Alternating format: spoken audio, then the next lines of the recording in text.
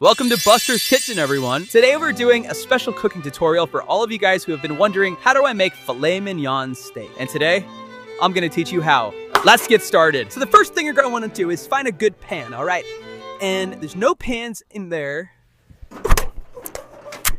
Not in there either. Bingo! We're gonna go with this bad boy. This guy's gonna be our secret weapon for this. A little ASMR for you guys. So first things first, you're going to get your avocado oil, and then I like to use a lot of it, honestly, whenever I cook sirloin steaks. I mean filet mignon steaks. I like to use a lot of it, so we're just gonna do a generous amount on here. Like a really generous amount. And this is gonna be what we're gonna be seasoning the meat on, okay? So a little note here, I wouldn't use this unless you were a trained professional like myself. So don't try this at home. And let's get started. So this is a technique that I like to call slicing the clouds. All right, so, oh, look at these juicy steaks right here. Let's wash our hands. Everyone always wash your hands first. Then we're gonna plop down our first steak right here.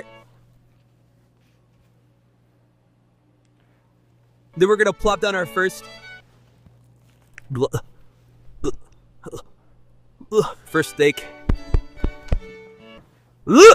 And we're gonna apply a generous amount of salt to this bad boy. It's pretty generous if you ask me. This is gonna be a salty steak. If you have diabetes, click off this video now. Wait, it's all good for you if you have diabetes? I don't know, I was born 6 days ago. That looks like a soft pretzel or something, I don't know. You're gonna do the same thing you did with that salt, but with the...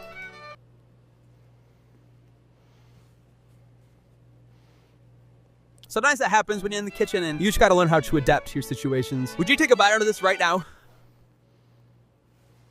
Good. And then you're gonna take the oil and you're gonna put a little bit of oil on it too, like so. So once this starts to kind of like shimmer a little bit, you are gonna want to plop your steak right on top there. So as a chef, when you're putting your raw meat into the hot oil, you have to make sure that you're not scared of anything.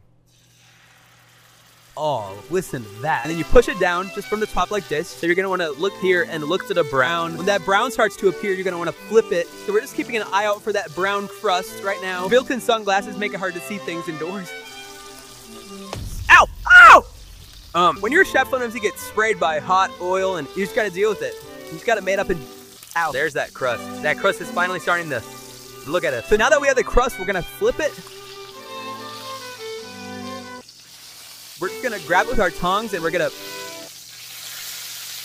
flip it really gracefully. And you're gonna do the same thing to this side. Chop it in half right here. And we're just gonna plop it right next to the steak. And then we're gonna take it, we're gonna put it back on the heat right here. And this butter is gonna marinate with the steak so nicely. We're gonna drop our garlic right in here. We're gonna take this, we're just gonna throw it straight in. That's a lot, actually.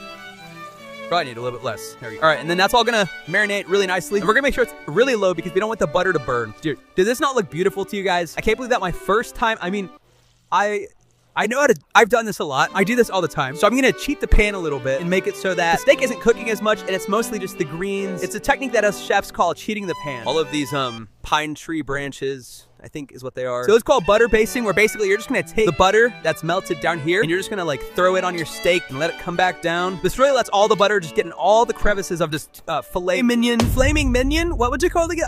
Okay, so the final step, you're gonna make it look really nice, all right? So we're gonna take our steak, and Gordon Ramsay taught me this actually. You're gonna wanna plop your steak right in the middle, right here, right? Well, first you're just gonna plop this bad boy right on top, and then you're gonna take all this rosemary, and you're gonna set it on top of here like so. So you're just gonna let everything sit like that, and then what you're gonna do is you're gonna take the excess of this, pour it on top, and this will just let everything be nice and covered and coated in very rich flavor. Let all the flavors mix, and then, yeah, and then we're gonna plate it up, and we're gonna, we're gonna try it. I'm excited to try it. Now it's time for the chop test, where we slice it open, and we see if we cooked it right, all right? I'm really nervous. Here we go. I'm scared. So unfortunately, it's a bit pink in the middle. It's a bit rare, so we're gonna throw it back in here for just a couple more seconds and see if we can't fix it. So, guys, look at this amazing, beautiful platter of steak we have right here. And the final thing we have left to do is just take a bite. All right, here we go. Let's take a bite. And how am I gonna do this? Go, look away. Look away.